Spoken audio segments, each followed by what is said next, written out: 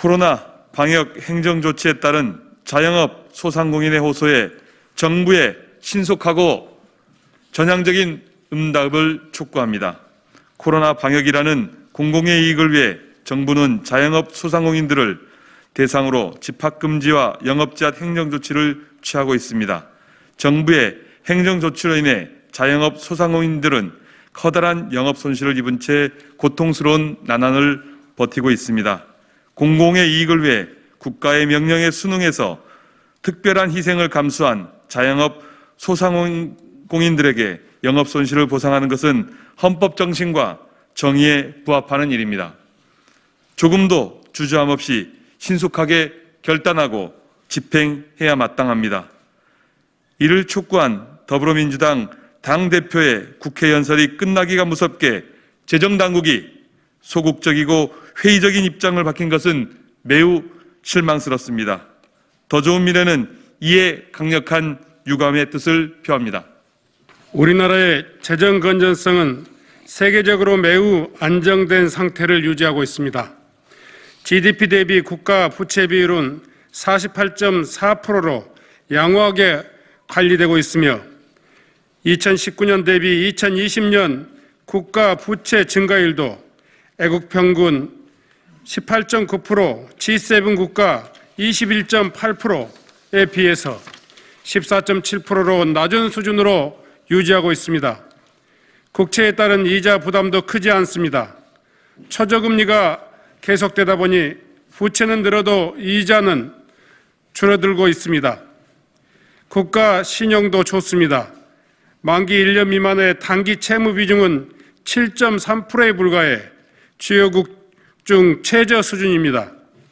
애국인이 보유한 국채는 전체의 14%로 역시 주요국 최저 수준입니다. 2020년 경제성장률 역시 OECD 37개국 평균치인 7%에 비해 우리나라는 마이너스 1%로 가장 높은 수준을 기록한 바 있습니다. 정부의 재정 건전성은 매우 양호한 상태를 유지하고 있는 반면에 국민의 가계부채는 계속해서 늘어나고 있습니다.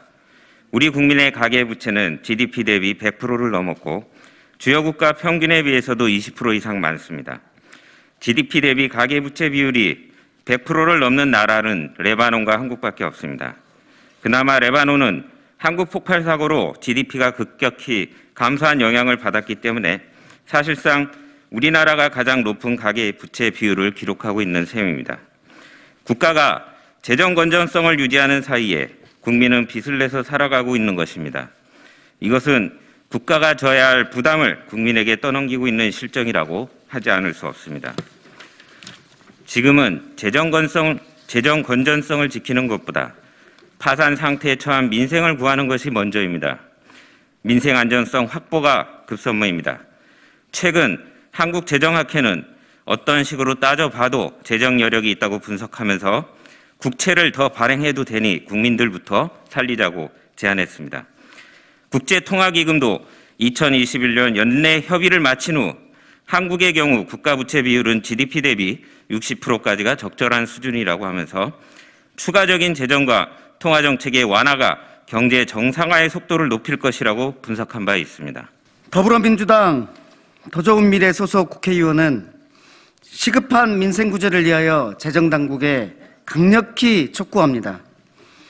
국난 극복을 위해 특별한 희생을 치른 자영업 소상공인의 고통을 즉각 보상하십시오.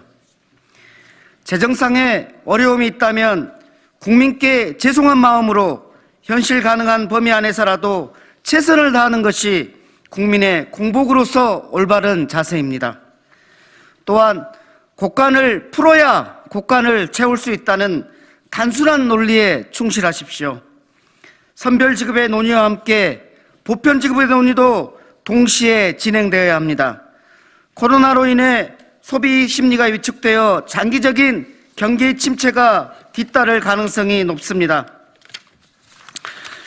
이러한 상황에서 전 국민을 대상으로 한시적 소비 지원 상품권 형태의 보편 지급을 통해 내수를 활성화할 필요가 있습니다. 물론 효율적인 코로나 방역을 위해 지급 시기는 코로나 신규 확진 추이를 살피며 결정해야 할 것입니다.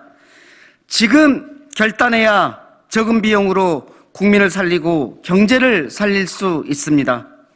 지금 결단하지 않으면 향후 발생할지도 모를 유사한 국가 재난에서 정부의 행정 조치는 무력해질 것이며 더 많은 비용과 희생을 치러야 할 것입니다.